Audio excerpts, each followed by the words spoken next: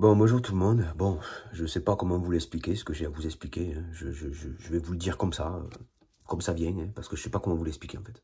Enfin, je sais pas. Donc j'essaie de faire une vidéo pour vous dire les choses, mais j'arrive pas à le sortir en fait. Bon, sachez que le Christ et Toutankhamon, c'est le même personnage. D'accord? Sauf que le Christ, c'est complexe. Hein. Il va falloir que je vous dise tout pour que vous puissiez comprendre. C'est un truc de malade.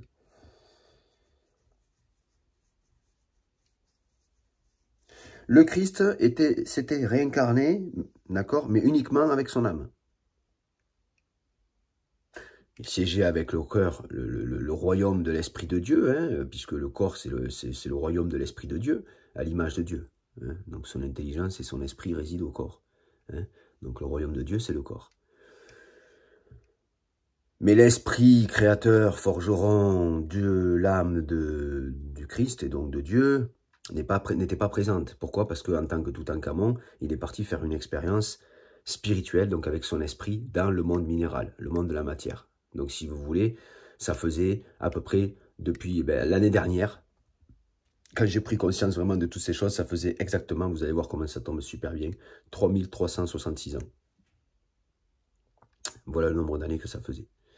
Donc, si vous voulez, en tant que Toutankhamon, il y a eu cette expérience dans le monde minéral, le monde de la matière, avec l'esprit qui s'est séparé du corps et de l'âme. Mais quand l'âme du Christ s'est réincarnée, il était seul. À moitié lui, en fait, quelque part. D'accord? D'où il a exprimé l'amour total qui résidait dans le corps, dans le temple de Dieu. D'accord? Mais tout ça, c'est fait pour.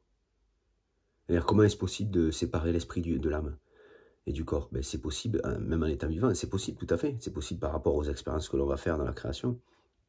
Et sachez que en tant que esprit de l'éternel qui sommeille dans un autre univers, je sais très bien comment ça marche pour pouvoir me séparer de mon corps, pour pouvoir me recréer dans un autre univers. Bon sang, vous n'allez pas m'expliquer comment ça fonctionne, ce grand tout quand même, non? Donc je sais très bien qui je suis à un moment donné. Je sais très bien qui je suis, et c'est pas vous qui allez décider de mon avenir.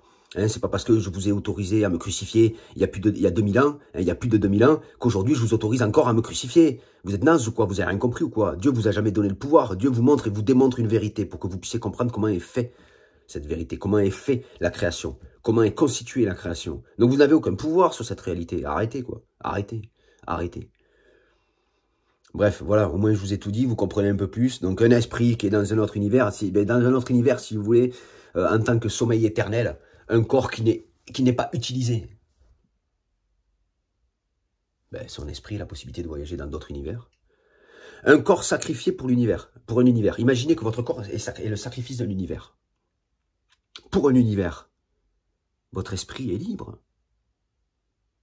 Vous existez en tant qu'âme incarnée dans un corps qui sommeille éternellement, mais votre esprit est libre de voyager dans les autres univers, pour se recréer dans un autre univers. Donc moi, je vous l'explique facilement, comme ça, c'est normal. Et donc, à partir de cet instant-là, je sais que le corps est le royaume de l'éternel, et qu'une âme et qu'un esprit peuvent être séparés totalement, puisque c'est déjà fait. Donc, Toutankhamon a fait l'expérience dans le monde du minéral, pendant plus de 3300 ans.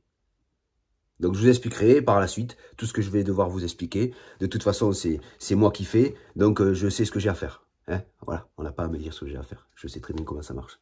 Donc, voilà, je vous souhaite une bonne journée et puis je vous dis à bientôt.